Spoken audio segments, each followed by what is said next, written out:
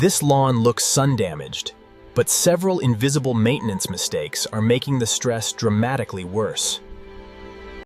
The surprising damage often begins during ordinary jobs homeowners believe are helping their grass. More water, fertilizer, or weed killer cannot correct a problem that was diagnosed incorrectly. Brown leaves do not automatically mean dead grass, disease, insects, or permanent lawn failure. Summer exposes every weakness in mowing, irrigation, soil structure, drainage, and grass selection. Today, we will investigate 12 easily missed mistakes using simple observations and safe tests. Correct summer care depends on climate and whether your turf grows during cool or warm weather. Identification matters because tall fescue and Bermuda grass respond very differently to summer heat.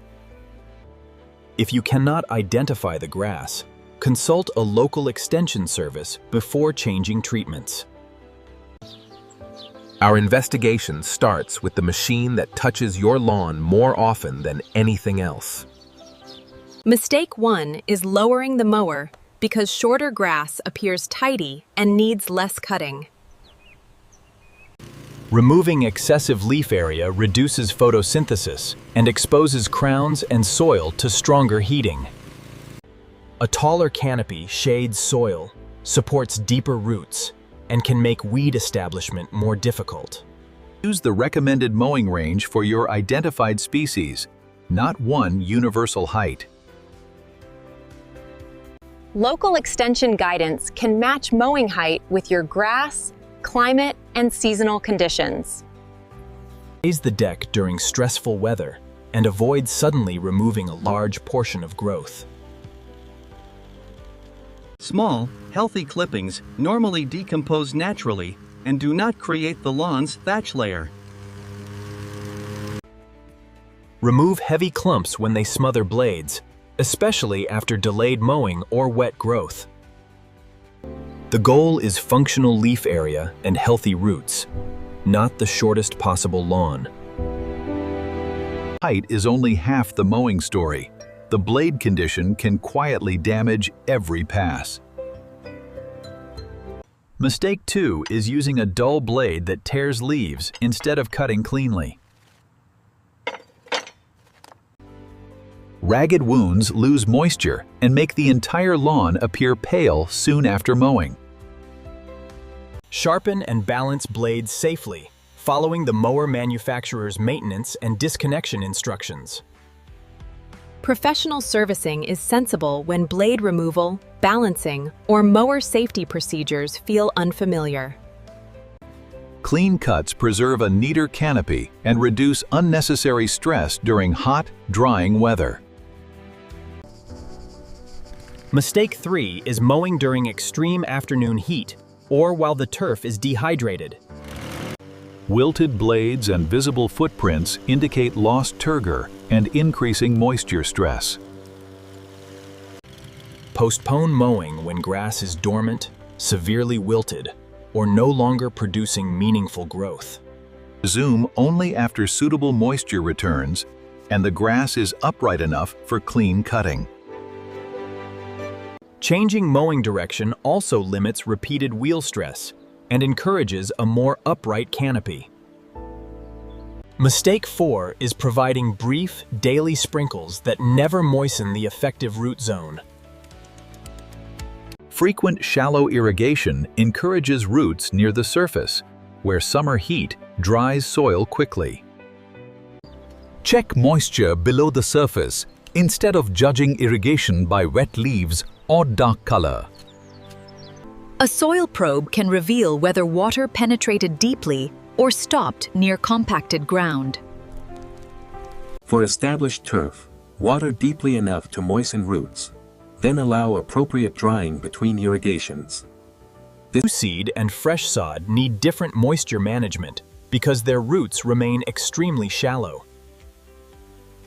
Follow establishment guidance for new turf, rather than applying established lawn irrigation rules. Always obey local watering restrictions and account for recent rainfall before starting irrigation. Watering by calendar can waste water when weather has already supplied adequate soil moisture. Even a sensible schedule fails when sprinklers distribute water unevenly across the property. Mistake 5 is assuming every sprinkler head delivers equal coverage simply because water appears. A catch cup test exposes dry gaps, excessive overlap, and blocked spray patterns within minutes. Large differences explain why one section wilts while another remains wet and vulnerable. Clean obstructed nozzles only after shutting water off and following the system manufacturer's guidance. Repair tilted, sunken, or damaged heads when adjustment cannot restore safe, uniform lawn coverage.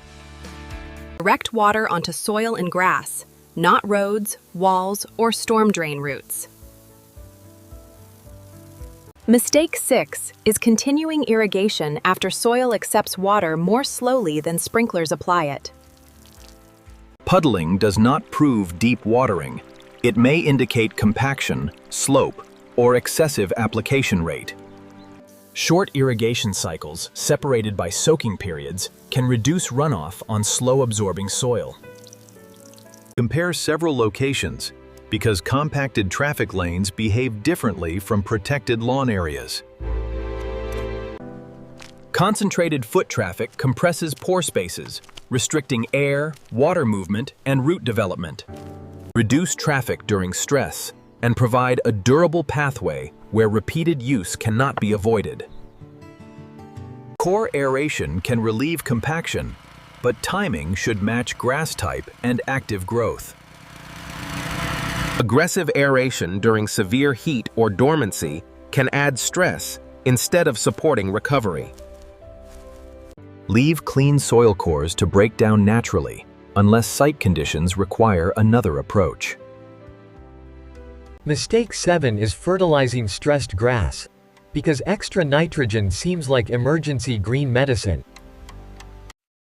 Dormant or heat-stressed cool-season turf may not benefit and can be harmed by unnecessary feeding. Test soil before correcting nutrients or acidity, using representative samples and laboratory instructions. A laboratory report can distinguish genuine deficiencies from irrigation, root, or compaction problems. Warm-season grasses may accept summer nutrition while actively growing, but species requirements still differ. Use soil results, regional guidance, and the product label to select timing and quantity. Calibrate spreaders carefully because an incorrect setting can create streaks, burns, and excessive nutrient loss. Sweep fertilizer from hard surfaces and prevent granules entering gutters, drains, or waterways. Avoid application before heavy rain and store products exactly as their labels require. Before feeding brown turf, determine whether the grass is dormant, damaged, or genuinely dead. Mistake 8 is treating natural cool-season dormancy as a disease requiring immediate chemical control. Firmly rooted plants with living crowns may recover when cooler temperatures and moisture return. Loose turf, rotted crowns, or absent living tissue suggest damage needing closer diagnosis. Recently seeded or sodded lawns cannot safely follow every dormancy strategy used for established turf. Avoid mowing and fertilizing dormant grass, and minimize traffic until active growth resumes. Mistake 9 is spraying every brown patch before studying its shape, spread, and environment. Patterns often reveal mechanical or environmental causes more clearly than individual damaged blades. Inspect the advancing edge, where symptoms and living tissue provide the clearest diagnostic evidence. Leaf spots alone may not identify a disease, because heat and mowing injuries can resemble infection. Record weather, irrigation, mowing, products, and symptom timing before selecting any treatment. Check beneath damaged turf for roots, soil moisture, and correctly identified insect activity. Finding an insect does not prove it caused damage. Population and species identification matter. Photograph or collect a safe specimen and request reliable identification before considering control. Prevention diagnosticians can separate disease, insects, drought, and maintenance injury from photographs or samples.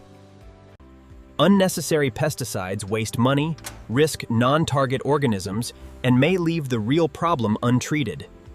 Mistake 10 is applying herbicide during heat or drought without checking label restrictions. Temperature limits, target weeds, turf tolerance, and application conditions vary among registered products. Systemic herbicides generally perform poorly when target weeds are not growing actively enough. Hand removal can manage scattered weeds when roots are accessible and soil conditions permit. Correct mowing and stronger turf density reduce opportunities for many weeds to establish. Never spray visiting pollinators, and follow every environmental precaution printed on the pesticide label. Keep products in original containers, secured from children and pets, never mixed into drinks bottles. Salt, bleach, and concentrated vinegar can damage soil, plants, surfaces, and nearby organisms. Simple mechanical control is often safer than improvising with unverified household chemical remedies. Repeated weeds usually signal underlying gaps, compaction, moisture problems, or unsuitable growing conditions. Mistake 11 is forcing sun-loving turf to survive where light and roots cannot support it. Track sunlight through the day before blaming fertilizer, irrigation, or disease for persistent thinning. Trees compete with grass for water, nutrients, and rooting space, not merely sunlight. Choose locally suitable shade-tolerant turf or replace failing grass with an appropriate alternative. A properly designed bed can protect tree roots and eliminate a permanently unsuccessful lawn section. Reducing lawn area is practical when site conditions cannot support vigorous turf without excessive inputs. Mistake 12 is maintaining normal traffic while heat and drought have stopped turf recovery. Move furniture, games, and repeated walking away from visibly stressed or dormant areas. Even hoses and paddling pools can smother turf or concentrate damaging heat against leaves. Relocate temporary equipment frequently or place it on a suitable non-lawn surface. Small concentrated spots may come from pets, spills, or objects rather than disease. A designated pet area can reduce repeated injury without applying questionable neutralizing remedies. Refuel equipment off the lawn after cooling, preventing spills and serious fire hazards. Significant chemical or fuel spills, isolate the area and seek appropriate local advice. The lawn now tells 5 different stories, so one universal treatment would inevitably fail. Build a recovery plan by dividing the property into areas with genuinely different needs. Sample problem zones separately when soil conditions, drainage, or previous management differ significantly. Healthy roots and crowns provide better evidence than leaf color viewed from standing height. Measurements replace guesswork and prevent expensive treatments aimed at symptoms rather than causes. The safe recovery sequence begins by removing avoidable stress, not forcing rapid green growth. First, mow actively growing turf at its species-appropriate height with a sharp blade. Leave dormant or severely wilted sections undisturbed until adequate moisture and growth return. Second, test sprinkler output and correct coverage before increasing total irrigation time.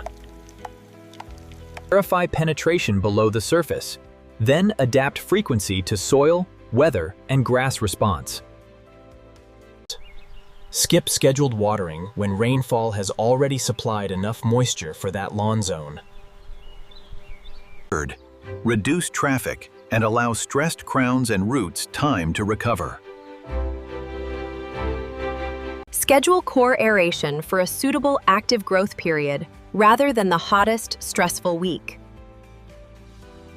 Fourth, use reliable soil test recommendations before applying lime, phosphorus, or other corrective nutrients. Delay feeding stressed cool season turf until locally recommended timing and suitable growth conditions. For warm season turf, follow species-specific summer guidance, soil results, and the exact product label. Fifth, document unexplained patches before weather, mowing, or treatment alters their diagnostic appearance. Submit a representative sample containing the transition between healthy and affected turf when advised. Accurate diagnosis may require microscopy, culturing, or expert examination beyond a homeowner's observations. Treat only a confirmed problem with a lawful method appropriate for that grass. The pesticide label determines protective equipment, rate, timing, re-entry, and environmental precautions. Postpone spraying whenever weather conditions conflict with label directions or increase off-target movement. Recovery speed depends on species, injury severity, weather, roots, and the remaining growing season. A stable dormant lawn may remain brown despite correct care, and that can be normal. Green color should return gradually when suitable moisture and temperatures restore active growth. Areas without living crowns require repair or reseeding, rather than endless watering and fertilizer. Repair timing must match species because cool season and warm season grasses establish during different conditions. Prepare exposed soil carefully and correct drainage or compaction before installing replacement grass. Choose adapted cultivars and follow tested seeding rates, rather than scattering an unidentified mixture. Some warm season lawns repair through sod, plugs, or spreading growth instead of seed. Keep new material appropriately moist during establishment, following species and supplier guidance. Professional help becomes worthwhile when damage is extensive, rapidly spreading, or connected with drainage infrastructure. Qualified irrigation technicians can diagnose pressure, valves, wiring, and hidden leaks more accurately. Consult an arborist before changing major roots, soil depth, or shade around valuable trees. A trained turf professional should explain the diagnosis before proposing fertilizers or pesticides. Request product names, target problems, application records, and aftercare instructions in writing. The healthiest result came from correcting conditions, not covering every symptom with another product. Remember the first principle: mow high enough, remove modest growth, and keep blades sharp. Second, measure irrigation coverage and soil moisture instead of trusting a fixed calendar. Third, investigate roots and soil before assuming pale grass needs additional fertilizer.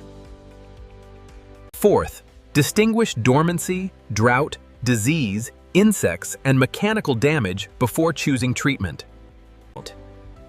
Fifth, limit traffic and heavy equipment when summer stress prevents rapid turf recovery. Use every lawn product strictly according to its label and applicable local regulations. A resilient lawn develops through accurate observation, appropriate timing, and fewer unnecessary interventions. Inspect what your grass is telling you before responding to color alone this summer. Subscribe for practical lawn science that helps you diagnose problems before spending money on treatments.